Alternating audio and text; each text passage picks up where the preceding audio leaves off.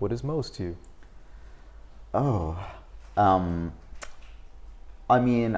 think it is an echo and an example of a tendency that is, I think, going on around the world, but also has for a long time been happening here in Berlin, which is to try and live collectively in urban space and to try and experiment with different ways of building a community intentionally that moves us away from those kind of systems of domination and alienation. So I think the broader ecosystem of which the Moos residency, where we are right now, is a part, is a kind of experiment in that. And I think the residency itself is an experiment in that in various ways. I see it, and then there's a long lineage of this. I mean, the Berlin squatting scene is incredibly sort of powerful and profound, or was at least at one point in history. I think Berlin as a city has always been a city of like immigrants and weirdos that, even going back to its origins, maybe not its origins, but its early history as a city has been a kind of cosmopolitan space where people have like imagined that they could live together and work together differently. So I see it actually as an iteration of a much longer tradition.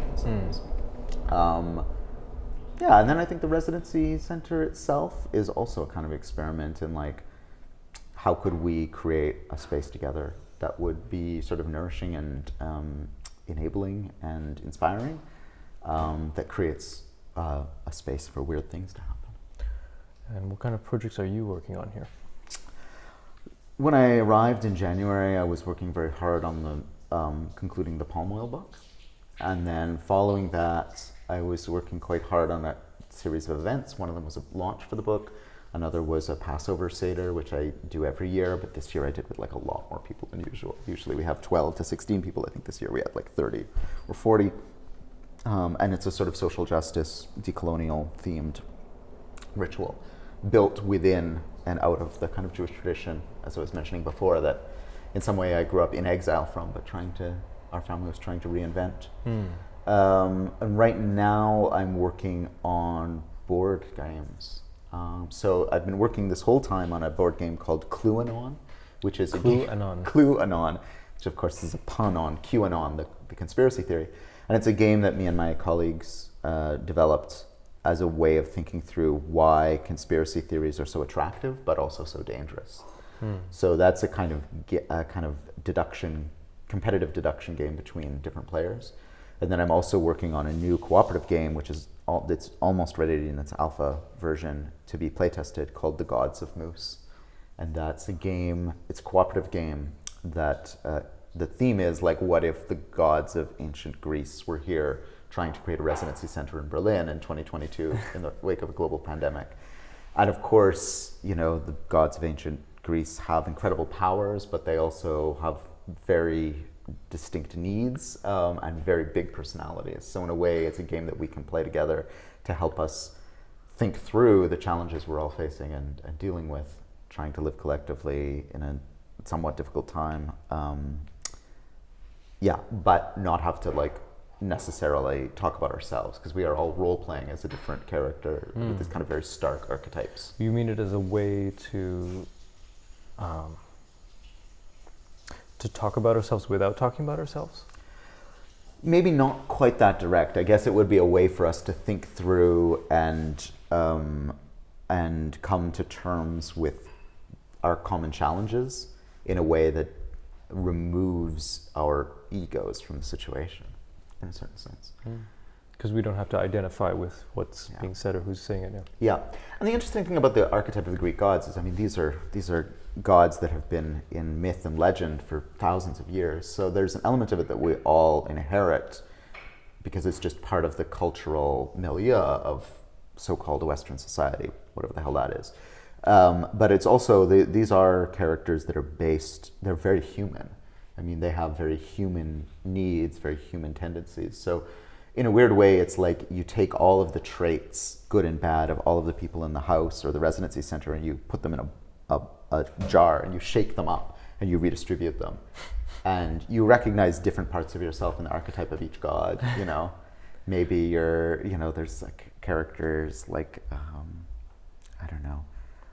Hestia, the god of the hearth, of the home, who's just like always like very giving and wants just to help everyone, and even at the expense of herself.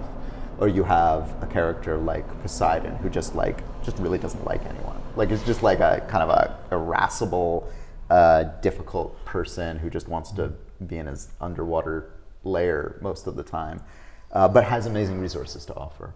Or you have a god like Hephaestus, who's just like the god of the forge, who just wants to be like making stuff. Like, why do we have to have so many meetings? Or you have Aphrodite, who just like loves everyone, but that can be a problem because, anyway, so. And so we all have elements of those different characters in us, and it allows us to see ourselves as if in a kind of hall of mirrors. You don't necessarily see your whole body in any one mirror. You kind of see fragments. Okay. And at Moos, do you have collaborations with other people who are in the community or in the residency? Not directly, no. I would like to. I'm usually so busy doing other things, like right now around the promotion of the book, that I don't think I've been able to really develop those. But I'm hoping that when we do the playtest, people will emerge who want to help me with various aspects of it, whether it's development of the design or the narrative or the game design, or thinking through how to promote the thing or how to get people to play it. Yeah. There's a kind of massive collaboration happening with this house, right? The Neubau, and you're doing a lot of stuff to find furniture and helping people. This is something you intended to do before coming here, or you just happened to help out? Or yeah, I mean, when we first discussed with Jacob, who sort of doing a lot of the admin for the residency, coming here, because I came here with my partner Cassie, whom you interviewed before. I mean, one of the things that I bring to a place like this, because I'm not an artist necessarily, maybe you could say some of the things I do are artistic, but I'm not. That's not how I consider myself. But one of the things I can offer as a resident is like, I have a lot of experience with social movement facilitation. I have a lot of experience with collective living, with building commons and stuff like that. So I have a bunch of skills in terms of writing policy for consensus-based collective non-hierarchical decision making, or developing protocols for these sorts of things. So I've been trying to pitch those in when I can. And then also just trying to help build out the collective space we're in.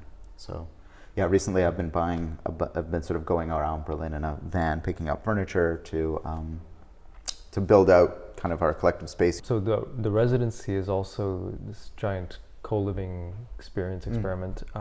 You probably have a lot of reflections on this. Any particular ones that you want to share?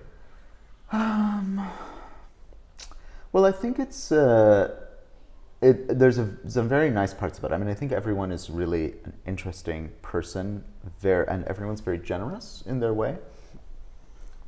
A lot of really good people.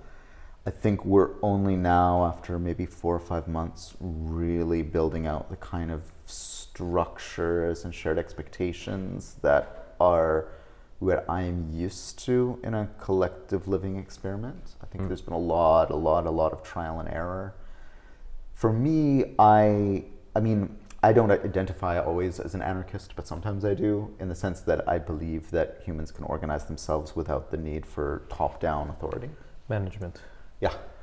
But I think to do that, you actually do need a lot of spoken, written, determined rules and protocols and agreements.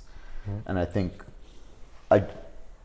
we've been struggling to move towards those in a way, even to build out structures where how we would even make decisions, and who gets to make decisions on what basis, and who gets a proverbial vote, and because and things are so much in flux. I think we're coming out of a pandemic.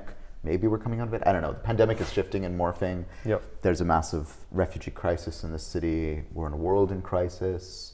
We're all very different people who all came here for very different reasons. So that's all led to, I think, a bunch of challenges around how do we even make decisions about how to live together, let alone live together.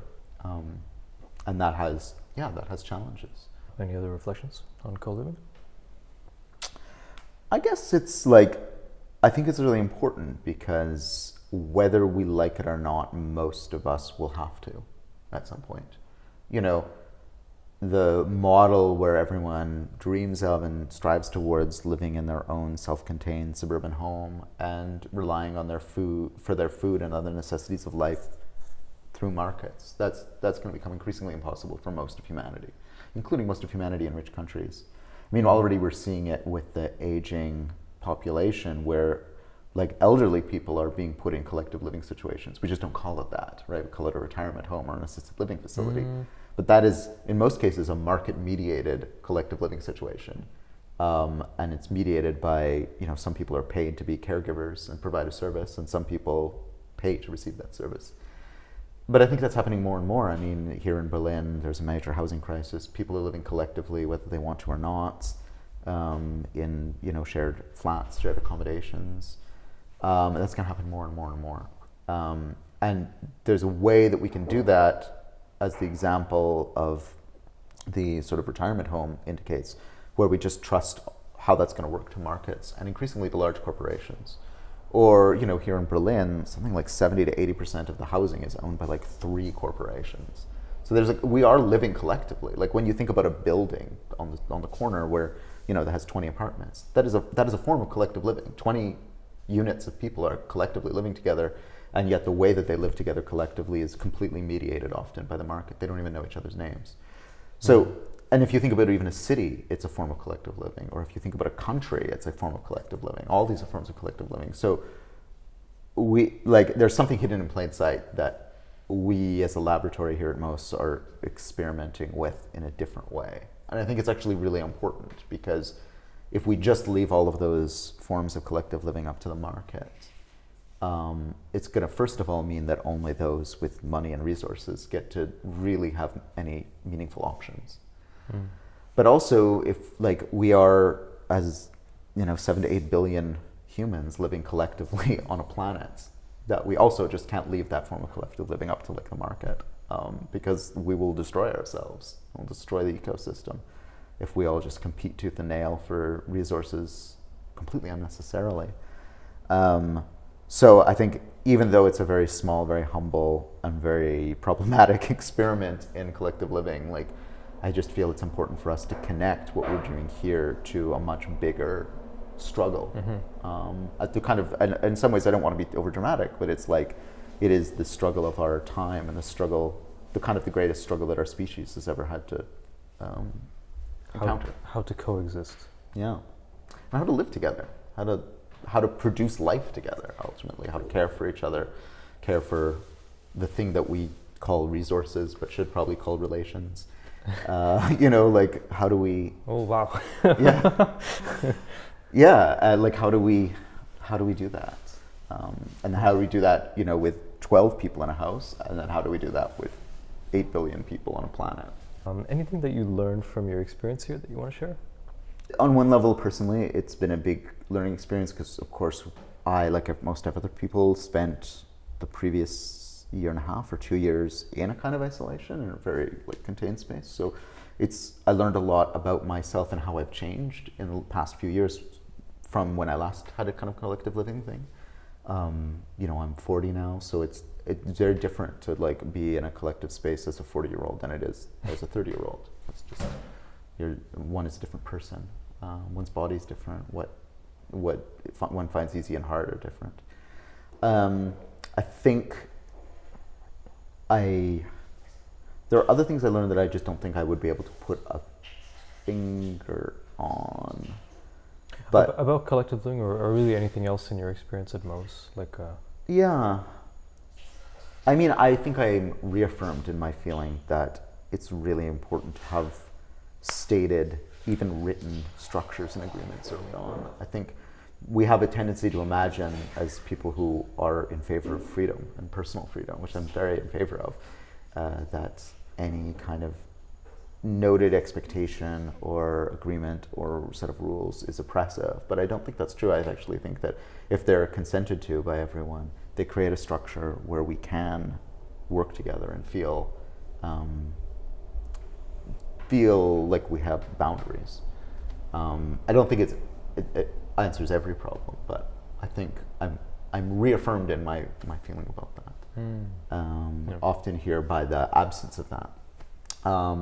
But then also it's just been very inspiring because it's like, you know, it's wonderful to live with other people again and to see everyone at different stages of their life, what they're offering, to kind of be in proximity to people and realize how complex people are, but how also I think generally good people are.